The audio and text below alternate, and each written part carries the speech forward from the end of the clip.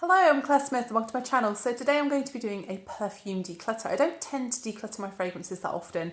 I probably do it about every 6 months or so, but I just find it really useful to just look at my collection and see which fragrances I'm just not reaching for, or the ones that I'm not particularly bothered by. And I just think it's really good for me to weed out those fragrances from my collection because somebody else could be enjoying those perfumes. I'm going to be decluttering about 17 fragrances in this video, and this is going to be a mix of things that I've bought, which is going to be the bulk of the fragrances. There's also going to be fragrances that I've been gifted by other people who were doing their own declutters.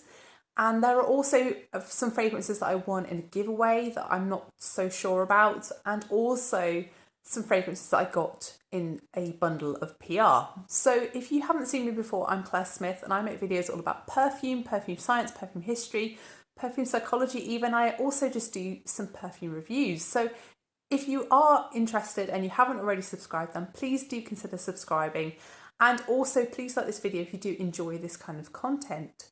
I do have a playlist on my previous declutters, so I will link that down below in the description box. I'm always explaining my videos very fully in the description box. They're always worth a little look in the description box. So let's get on with this. What is the first fragrance that I'm going to be decluttering? So the first fragrance is from Chopard and it's called Lemon Dulce, and this was a naughty blind buy back in April of last year. And when I first got this, I thought, wow, this is an absolute bargain. It's really, really interesting. And yeah, I tried it a few times and I thought, yeah, this is nice. I like this kind of lemony sweetness. And I like the gingeriness. But then in the dry down, there's something that I'm just not sure about. So this opens really beautifully in a kind of a lemon boiled sweet, almost like a cough sweet as well, because it's got ginger in it. But then as this dries down, it becomes more green, more herbal, even a little bit woody. And there's something in the dry down that I just don't like about this fragrance, and that's really amped up because I tend to overspray this fragrance because it doesn't tend to last the whole day on me. So when I overspray it, whatever it is in the dry down just overtakes everything else. But having said that, I don't think this fragrance is a bad one. I think this is just a personal taste thing for me. And I think it's probably the listed note of shiso in this fragrance that I don't enjoy because I know how everything else smells in this fragrance. And I don't think it's any of the other notes, so I assume it's that. But yeah, I think this is a good quality fragrance. I think it's an interesting fragrance. I think it's definitely worth the try, but it's just not my taste. So that's Lemon Dulce by Chopard. So the second fragrance I'm decluttering is one that I picked up after filming my Loved and Lost video back in, I think it was November or December. And this one is Kenzo Flower Elixir. So this fragrance is super rare now, and I think it's a lot of people's favourites actually, and it's really missed by a lot of people. It's been described as something that smells a bit like a raspberry jam donut, and yeah, I'd go along with that. In the opening, it is very much a jammy kind of fragrance. It has rose, it has raspberry, and then in the dry down, it's more about the powdery vanilla as well as those other notes. But there's something in the opening that I'm not sure about with this one. It smells almost a little bit plasticky to me, and I think some people might describe that as like a doll's head kind of fragrance. And I think some people just can tolerate that kind of smell and actually probably quite like that kind of smell. But I'm just not one of those people, and I found this one a difficult wear for me, so I'm going to let this one go because I'm sure that somebody else will absolutely jump at the chance to own this fragrance because it is so rare nowadays. This fragrance really lasted on me, but I think it was quite close to skin really from the few times that I did wear this. I think it's just a real shame because there are aspects of this that I really do enjoy, but just that opening is not for me. So that's Kenzo Flower Elixir. So the next fragrance is actually one from the Dior Privé line, and I went a bit crazy with this line last year. I think I ended up buying 4 different fragrances from this line, and this one I bought in June. And I think this fragrance was just a step too far. I don't think I really needed this one. So this is Holy Peony. So this fragrance, from the name, I was expecting loads of peony, and I can't say that I got loads of peony. There's peony here for sure. There is a watery kind of sparkly aspect to this fragrance, but I would say it's mainly a rose fragrance. It's mainly a red kind of rose to me, this fragrance. But as this dries down, it just gets a bit more woody, it gets a bit muskier, but really the rose is there throughout. I guess peony is a fancy note, isn't it? And it's something that is often paired with rose. So maybe that's why I'm not really smelling that kind of full throttle peony, but Yeah, this one just sort of slightly disappointed me, really. I remember when I was in store looking at this fragrance and the shop assistant told me this one had been discontinued. And I don't know whether that's true or not because I looked recently on the Christian Dior website and it's still widely available. So yeah, I think this one just doesn't excite me. It's not something that I've been reaching for, and I can't afford to let expensive fragrances like this one just sit in my collection unloved. So hopefully somebody else will want to purchase this one from me. So that's Holy Peony by Christian Dior. So the next two fragrances I was gifted by a friend who was decluttering her own collection. And she said, you know, if you want to try these, I don't mind, and you can pass them on to someone else if you don't enjoy them. So the first fragrance that she gave me was Burberry Weekend, and it was in the old style round pre-reformulation bottle. And I can't say that I like that fragrance. There was something about it that it just didn't do it for me. So it starts off with a very strong citrus and dirty musk, a really strong dirty musk with a slightly indolic floral as well. So really something that's very in your face to begin with. And then as it dries down, it becomes something that smells a little bit peachy, a powdery, peachy, musky, citrusy fragrance. Then as this dries down further, it smells more like something sparkly, and there's still that muskiness, but it's very much calmed down compared with the opening. I think this fragrance is just of its time. It does smell like the 90s. In fact, it smells a little bit older than perhaps it is. I think it was from the late 90s, but to me this smells more early 90s or mid 90s in style. I just don't think that Burberry are a house for me. I've tried so many Burberry fragrances and I've not really loved any of them. I think Thatcher House is just a no for me for some reason. They must have something in their makeup of their fragrances that I just don't get on with. But yeah, Burberry Weekend was really long lasting and as I've said, a very strong fragrance. So that one's already gone. And the second fragrance that my friend decluttered to me was Eternity Moment by Calvin Klein. And Calvin Klein aren't a brand that I've had much success with, and definitely not the Eternity line. I actually owned Eternity. I bought it a couple of years ago. And whilst I appreciated that it was a clever fragrance, that it had an interesting note structure, that I liked that hot cold playoff that Eternity has, I didn't feel like it was me. So I ended up decluttering that one. But I think Eternity Moment, even though it doesn't have any sort of similar note profile at all to Eternity, it still does have that DNA of Eternity, and I don't quite know how they've managed that. So this fragrance is a soapy, watery, sparkly floral fragrance, and I think that's really the water lily that's giving it that vibe. But it's also a little bit musky and also a little bit woody in the dry down. But really it's quite a linear fragrance overall. I think this fragrance just didn't really excite me. It just made me think of shampoo, and it just wasn't something that I was reaching for. So that one's already left my collection. But yeah, Eternity Moment was my fifth fragrance decluttered. So the next fragrance that I'm going to be decluttering is one that has the highest score that I've ever seen for any fragrance on Fragrantica. This has 4.5 on Fragrantica. So I might be mad decluttering this. So this fragrance is Mercedes Club Black. So this fragrance was absolutely hyped on YouTube. Everybody loves it, and it's touted as one of the best vanilla fragrances out there. And I saw this in a shop for £20 or thereabouts. And I thought, wow, I can't leave that. I've never tried this. I need to buy it and try it. And I bought it back in 2022, I think. And there's just something about this that I just don't get on with. But there are aspects of this that I really enjoy. So this is a smoky, kind of caramelized vanilla fragrance. I think it's benzoin in this. And that gives it that kind of caramelized feel. It's a really rich, resinous kind of vanilla.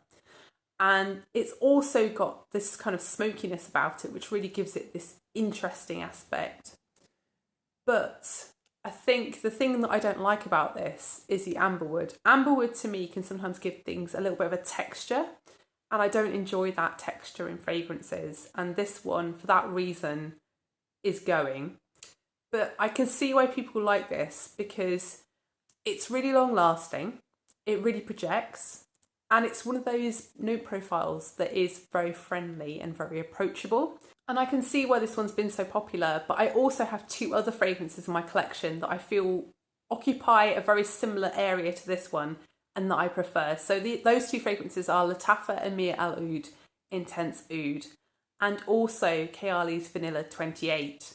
I feel like those two fragrances really are so close. They're not dupes, they're not exactly the same, but they cover the kind of the same mood that I would be in to reach for this one, but I would always reach for those two over this one. So that's Mercedes Club Black. So the next fragrance is from one of those brands that I either have extreme love for or I really don't like the fragrances of. And I think those brands are the brands that you tend to gravitate towards because you're either going to get something that's a massive hit or that's a massive fail. And I bought a gift set of fragrances from this brand, and there were 3 in this box, and there was one that I just really didn't like, but the other 2 I was quite pleased with. So I feel like I won, even though I missed out on this one.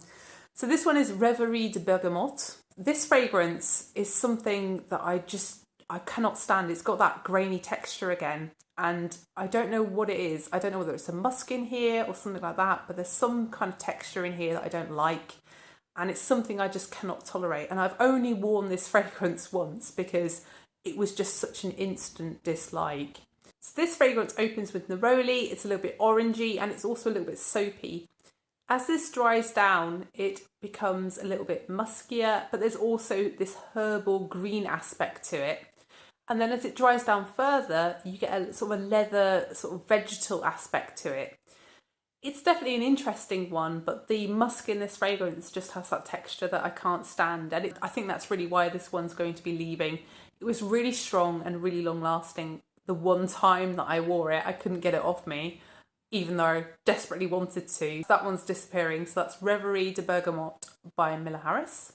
So this next fragrance is one that's already left my collection, and this one I never intended to buy in the first place. It was in a secondhand bundle of fragrances and I was after another fragrance in this bundle, and this one just came along with it. But this fragrance, when I first tried it, I was really quite impressed. I've not really tried any Zara fragrances before, and yeah, I think it was £22 originally when it was in Zara. I was thinking this is actually all right. There was nothing wrong quality-wise with this fragrance. You know, there was nothing instantly off-putting about it. I think this fragrance just didn't excite me that much. So this is a powdery, yellowy, sunshiny, floral, honeyed mimosa fragrance. Really, if you look at the notes, that's exactly what you get from this fragrance. It actually made me think of being in a field at the end of summer, you know, when the grass has kind of died down a little bit, it's a bit yellowed, and also you've got still the lingering heat of the sun, that kind of feeling at the end of the day. And whilst I did like it, I ended up trying another fragrance, and this other fragrance had a very similar note profile, but it just smelled just so much better than that Zara. And I thought, why am I keeping this Zara fragrance when there are better mimosa fragrances out there that I could potentially go and buy later on?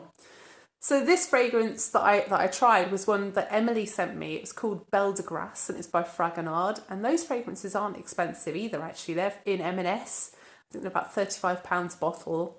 And as a result of trying Belle de Grace from Emily, I went and tried that entire range. And I actually really like the iris fragrance in that range as well. I'd really recommend going and trying those Fragonard fragrances in M&S because I think for the price point, they're really good quality and they're really nice.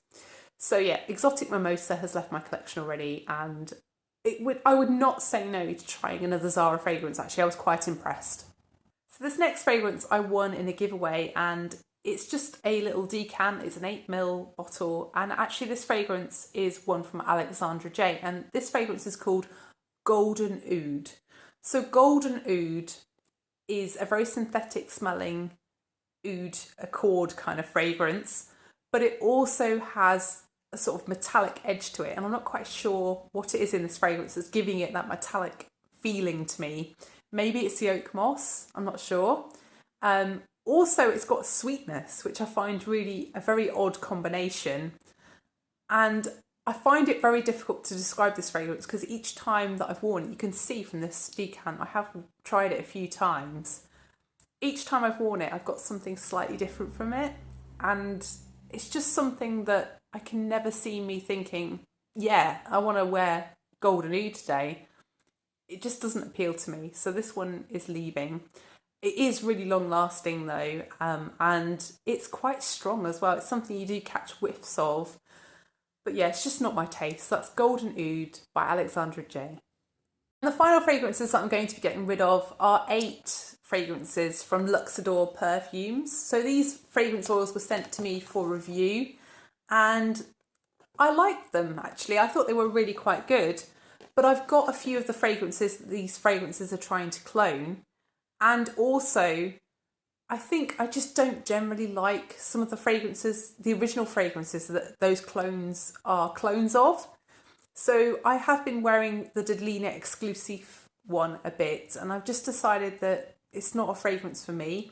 The same with Miss Dior Cherie. I've got no idea whether that clone is similar to Miss Dior Cherie or not. I've never tried Miss Dior Cherie, but it's just not something that appeals for me. The only 2 that I'm going to be keeping from those Luxador perfume oils are the 2 really that were my favourites in the first place, and those were Love Don't Be Shy, which I have worn quite a bit since I trialled those fragrances, and also Lost Cherry.